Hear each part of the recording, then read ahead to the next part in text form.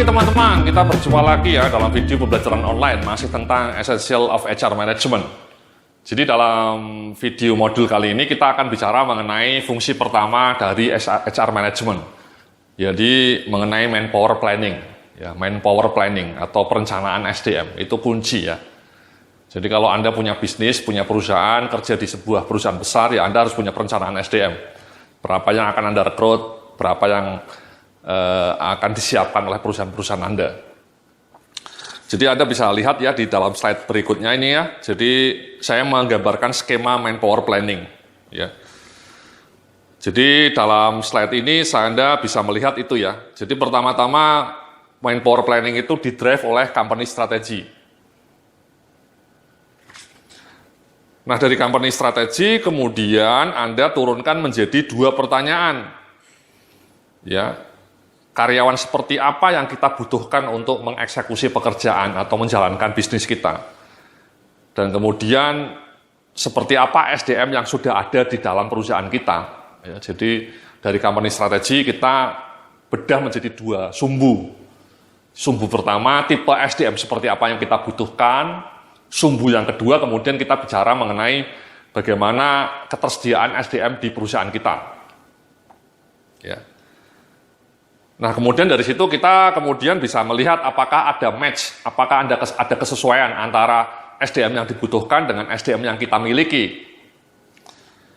Nah, kemudian kalau tidak ada kesesuaian, kalau tidak ada keselarasan, maka kemudian kita harus merekrut orang. Dan kemudian di sini pertanyaannya adalah seperti apa ya, tipe kompetensi seperti apa yang kita butuhkan dan bagaimana kita cara merekrutnya. Ya, jadi itulah namanya manpower planning. Di mana di dalam sumbu mengenai tipe SDM yang kita butuhkan, kita juga define dari job analysis.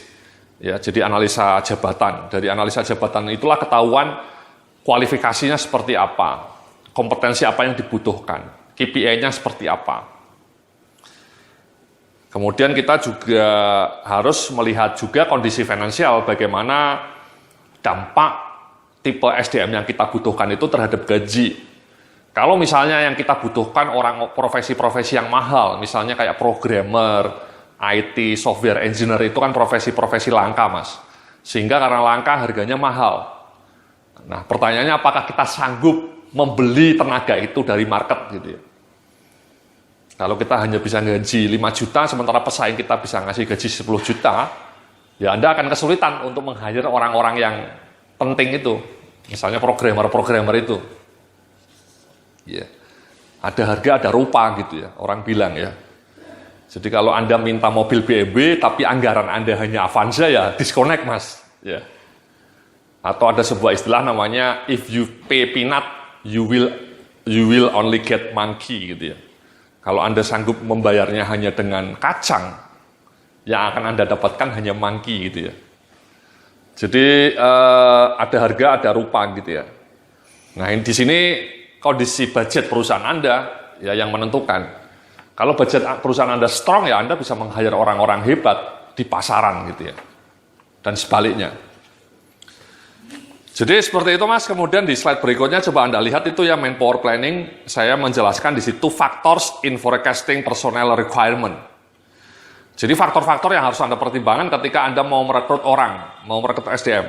Ya, yang pertama adalah estimasi jumlah karyawan yang keluar, ya, baik yang karena pensiun ataupun karena resign. Berapa turnover di perusahaan Anda? Turnover itu berbeda antar industri, Mas ya. Kalau di industri manufacturing misalnya rata-rata turnovernya let's say di bawah 7% gitu ya. Di bawah 7%. Tapi kalau Anda kerja di perusahaan retail, misalnya retail kayak Indomaret itu turnovernya tinggi ya. Petugas-petugas tokonya itu mungkin bisa sampai 20% turnovernya.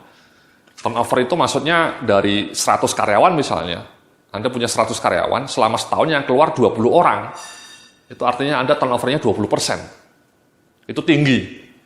Tapi kalau Anda punya 100 karyawan yang keluar dalam 1 tahun itu hanya 7 orang, berarti Anda turnovernya hanya 7%. Which is rendah gitu ya.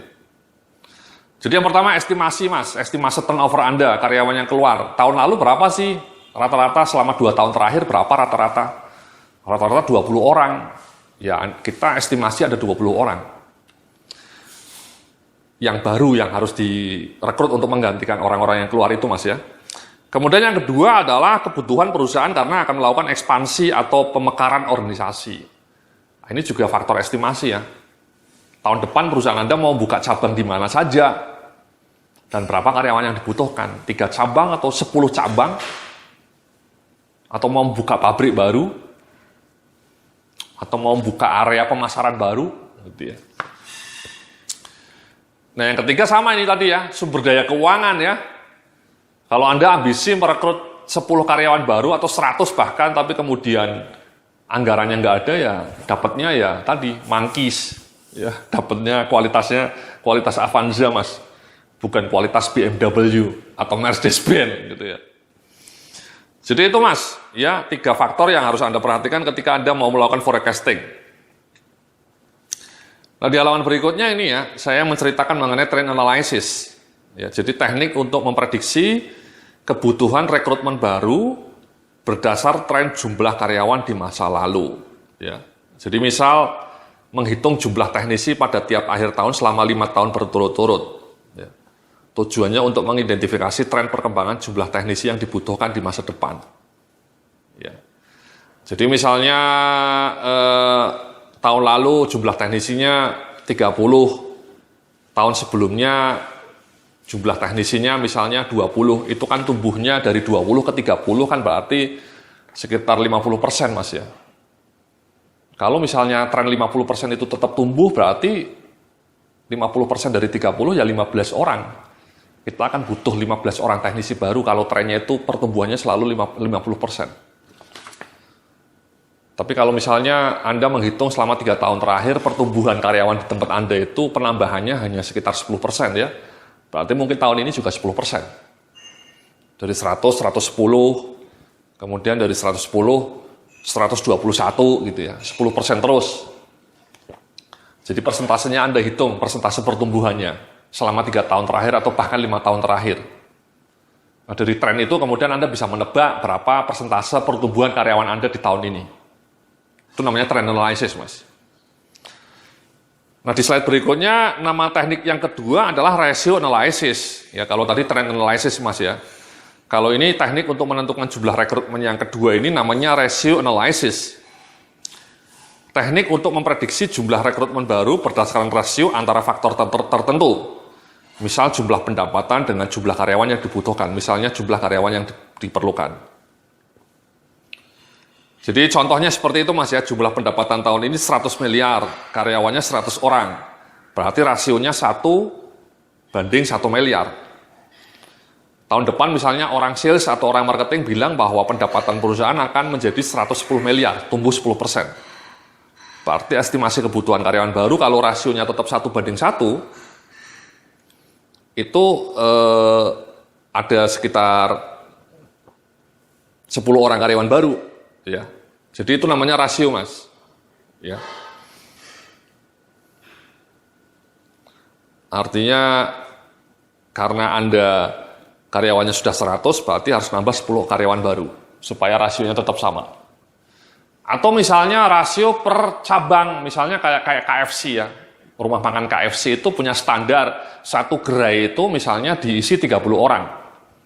Jadi kalau mereka mau ngisi gerai baru, membuka cabang baru, itu mereka butuh 30 orang karyawan baru untuk 3 shift ya, beberapa restoran yang 24 jam 3 shift.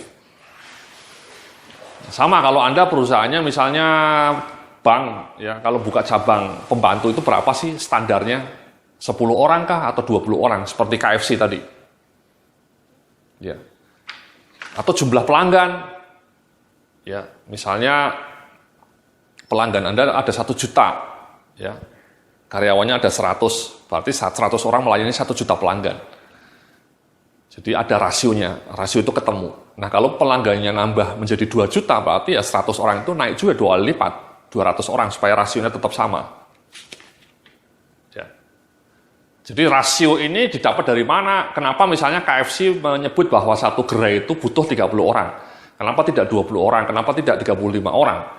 Itu didapat dengan apa yang kita sebut sebagai workload analysis, analisa beban kerja.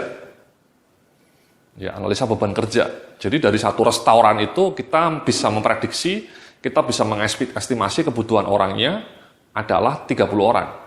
Ada kasirnya, ada yang goreng ayamnya, ada yang nyuci piringnya, ya. Ada yang melayani ke meja-meja, itu dibutuhkan 30 orang. Ya, itu namanya analisa beban kerja. Jadi rasio sama talent analysis, Mas, dua hal yang bisa kita lakukan untuk memprediksi jumlah tenaga kerja. Nah, di halaman berikutnya ya Anda bisa melihat ya kebutuhan tenaga baru untuk promosi jabatan bisa didapatkan dari sumber internal perusahaan atau sumber eksternal. Ya. Kalau sumber internal Anda bisa mengacu pada histori prestasi karyawannya, karir karyawannya, atau training yang pernah diikuti karyawan itu. Ya. Jadi dari database karir, database prestasi kerja, performance appraisal-nya seperti apa, kemudian karir karyawan ini selama 10 tahun terakhir seperti apa, itu bisa Anda pertimbangkan. Nah ini kunci nih Mas, banyak perusahaan bahkan database-nya aja tidak bagus, tidak lengkap, tidak updated gitu ya. Jadi kalau Anda pakai software, idealnya ketika Anda ngeklik nama Ali, itu muncul langsung ya, skor kinerja dia 3 tahun terakhir muncul. Kemudian pergerakan karir dia sejak masuk ke perusahaan Anda 10 tahun yang lalu sampai hari ini dia di mana saja. Kemudian selama 10 tahun kerja di perusahaan Anda itu dia ikut training apa saja, tahun berapa saja.